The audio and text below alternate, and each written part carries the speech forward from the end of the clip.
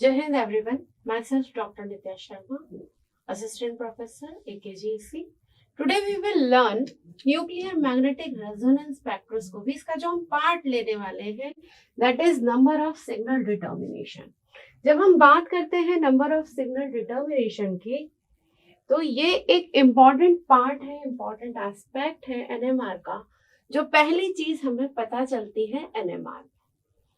एक basic introduction NMR का nuclear magnetic resonance. Nuclear इसका मतलब सिंपली ये हमारी न्यूक्लियस से रिलेटेड है, और जब हम न्यूक्लियस की बात करते हैं then it is element based. और यहाँ पर जो हम NMR कौन से एलिमेंट का देखने वाले हैं, that will be 1H NMR, that is referred as 1H NMR। 1H NMR means that proton NMR। जहां पर भी प्रोटॉन होगा वो हम पता लगाएंगे कि ये प्रोटॉन कहाँ पर है, ये किस कार्बन के साथ में अटैच्ड है, ये किस फंक्शनल ग्रुप के साथ में अटैच्ड है।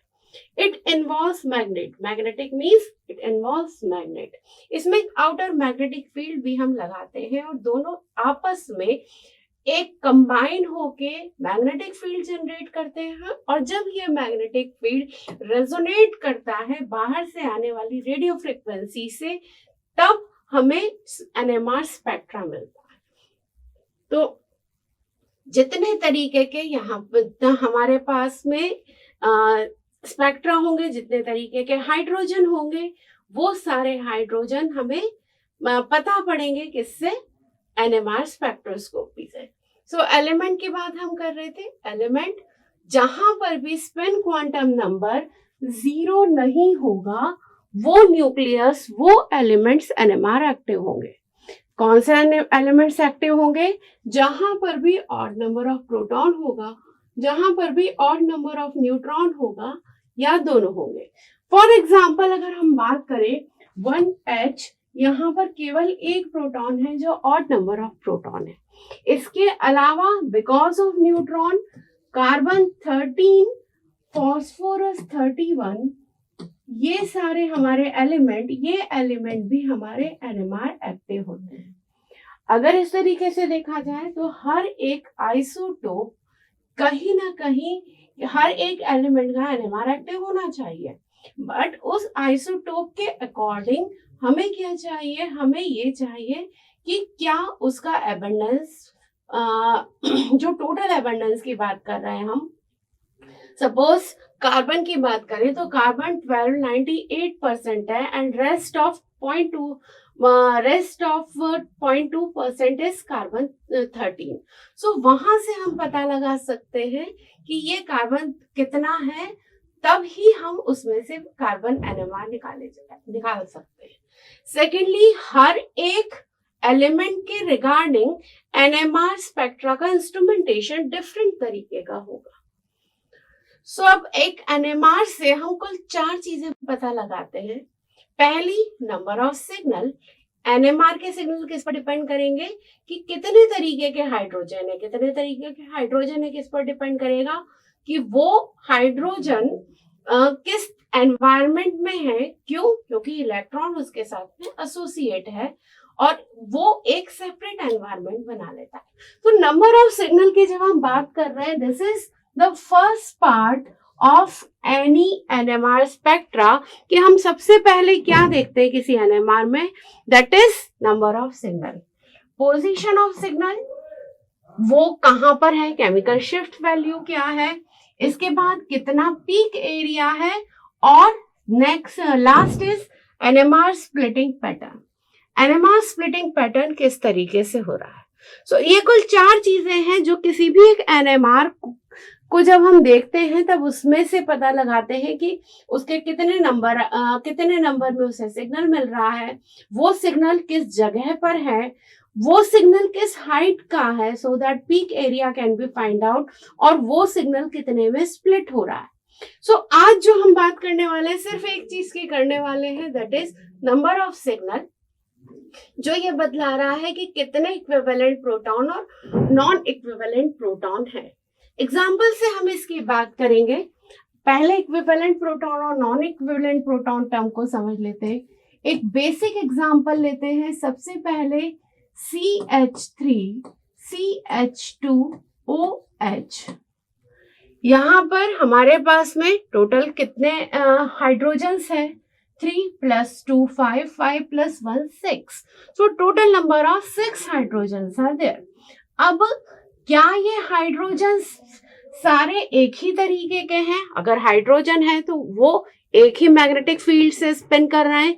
जब एक ही मैग्नेटिक फील्ड से स्पिन कर रहे हैं तो वो एक जैसा मैग्नेटिक फील्ड लेना चाहिए। पर बिकॉज ये वाला जो हाइड्रोजन है, ये हाइड्रोजन ऑक्सीजन के साथ अटैच्ड है, सो इसके बाहर के इलेक्ट्रॉन्स अलग तरीके के। ये रिजल्टेंट मैग्नेटिक फील्ड किसका?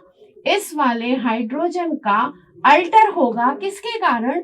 इस वाले ऑक्सीजन के कारण। अब ये पूरा OH ग्रुप इस वाले ग्रुप से जुड़ा हुआ है और फिर तीसरे नंबर पे इससे जुड़ा हुआ है। OH is referred as having -I effect, जो इलेक्ट्रॉन अपनी तरफ पुल करता है। इलेक्ट्रॉन अपनी तरफ पुल करने के कारण यहाँ पर ये CH2 का, जो अगर इस वाले हाइड्रोजन की बात करें, इस वाले हाइड्रोजन के पास में जो नंबर ऑफ इलेक्ट्रॉन क्लाउड है, जो टोटल इलेक्ट्रॉन क्लाउड है, इलेक्ट्रॉन के कारण जनरेट होने वाला मैग्नेटिक फील्ड है, वो अलग होगा और इसका अलग होगा। तो हमारे पास में अगर हम नंबर ऑफ सिग्नल्स की बात करें तो कितने नंबर ऑफ सिग्नल्स होंगे? 1, 2 एंड इसे यहां लिखते हैं A, B and C. So total number of signals will be 3 signals will be there. 3 signals क्या बतला रहे हैं? ये 3 सिग्नल बतला रहे हैं इक्विवेलेंट प्रोटॉन्स को। With respect to A and B, these are non-equivalent proton. So वो प्रोटॉन्स जो एक सा सिग्नल दे रहे हैं वो कहलाएंगे इक्विवेलेंट प्रोटॉन, और जो प्रोटॉन डिफरेंट सिग्नल दे रहे हैं वो कहलाएंगे नॉन इक्विवेलेंट प्रोटॉन्स। इसको थोड़े और एग्जांपल्स से लेते हैं। नंबर ऑफ सिग्नल हमें समझना क्यों जरूरी है? क्योंकि जब हम इसका उल्टा इंटरप्रिटेशन करेंगे मतलब NMR सिग्नल को देख के हिसाब से जब हम जब उसका स्ट्रक्चर बनाएंगे, उसके लिए ये हमारी बेसिक प्रायोरिटी होगी। सो इसलिए हम इसको बिल्कुल अच्छे से समझ लेंगे कि ये किस तरीके से बनेगा। सेकेंड एग्जांपल लेते हैं, CH2, यहाँ पर CH3Cl। चलिए इसमें नंबर ऑफ सिग्नल्स गैस करेंगे। इसमें नंबर ऑफ सिग्नल्स कितने होंगे? यहाँ पर Cl है, हमें सिग्नल किसका लेना है? हमें सिग्नल एलिमेंट का नहीं लेना है, हमें क्लोराइड का सिग्नल नहीं लेना है। हमें यहाँ पर जो चीज देखनी है वो केवल और केवल हाइड्रोजन है।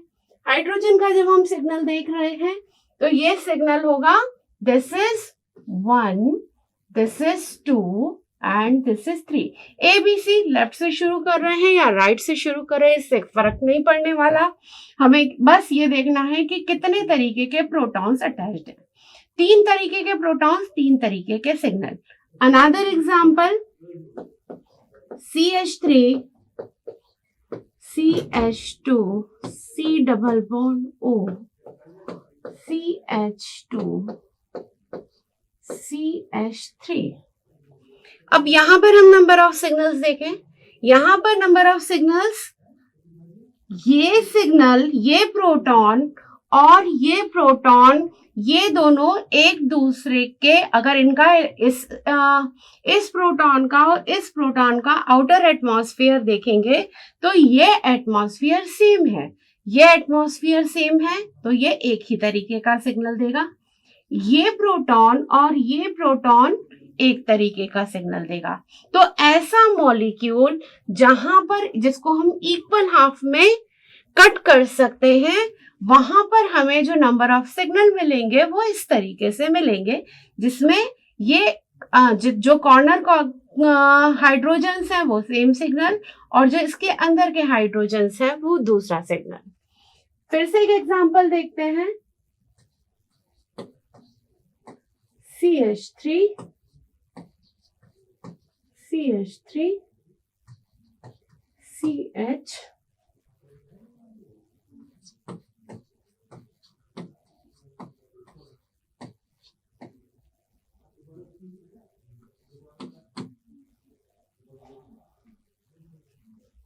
चलिए पता लगाइए इसमें कितने सिग्नल्स मिलेंगे।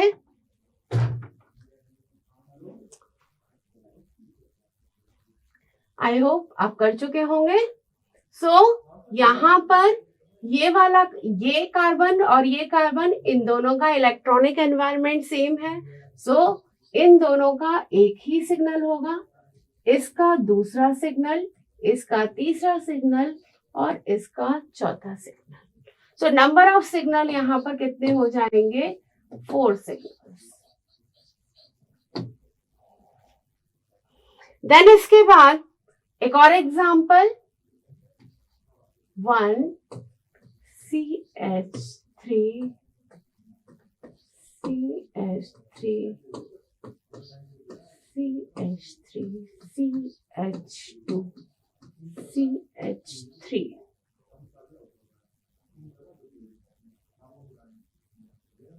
ये यहाँ पर CH2Cl होगा। चलिए, इस मॉलिक्यूल्स में क्या सारे CH3 एक ही तरीके के हैं, इक्विवेलेंट हैं या नहीं? बताइए आपका क्या कहना है। इससे ये वाला CH3 3 टर्शरी कार्बन है, टर्शरी कार्बन से लगा हुआ CH3 है, और ये वाला CH3 एक अलग कार्बन से लगा हुआ CH3 है। Then so this will be signal A, this will be signal A, this will be signal A, this will be B signal, and this will be C signal. Total number of signals here will be 3.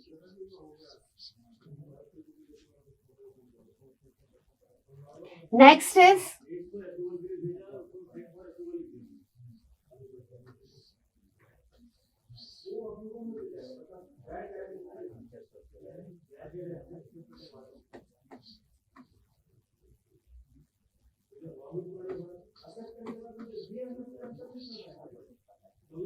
चलिए इस molecule में देखें कितने number of signals होंगे। Number of signals की अगर हम बात करें तो पहला सिग्नल, इस पूरे बेंजीन रिंग का सिग्नल, अराइल रिंग का सिग्नल 1 होगा, इसका सिग्नल दूसरा और इसका सिग्नल तीसरा। टोटल इसी तरीके से प्रैक्टिस करते चलेंगे। इसके अलावा एक और एग्जांपल ले लेते हैं।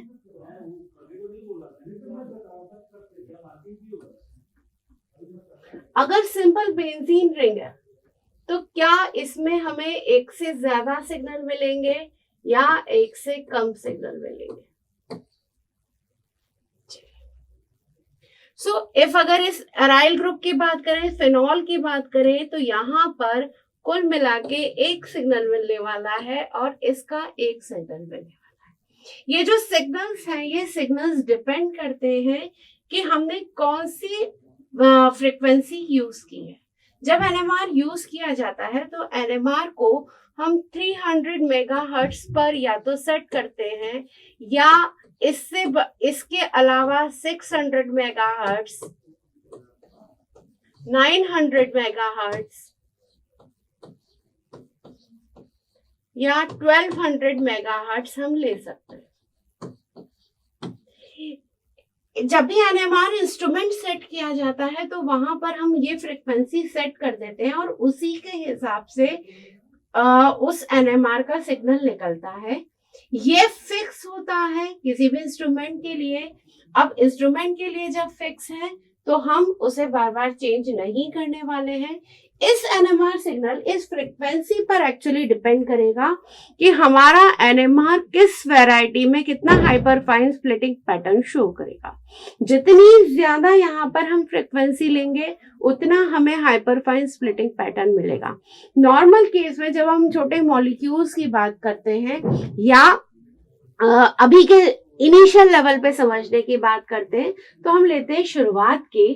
तो इस केस में ऑर्थो, मेटा और पैरा के हाइड्रोजन्स डिफरेंट हमें नहीं दिखते, बिकॉज अराइल ग्रुप के जितने भी हमारे हाइड्रोजन्स हैं वो एक दूसरे के साथ रेजोनेंस में होते।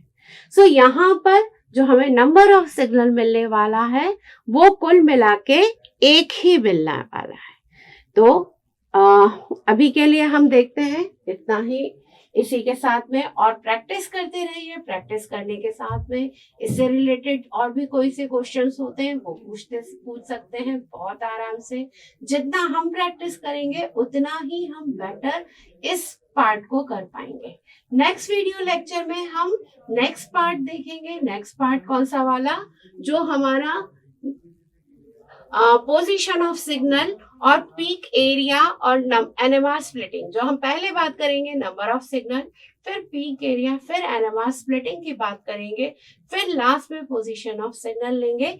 जब हम इंटरप्रिटेशन करेंगे, अपोजिट इंटरप्रिटेशन, उसके लिए number of signal, peak area और एनएमआर स्प्लिटिंग एक रिक्वायरमेंट है कि पहले हम इसको समझ के काम करें और फिर इसके साथ में आगे देखें। सो नेक्स्ट वीडियो लेक्चर तक फिर मिलते हैं। Keep watching. Thank you.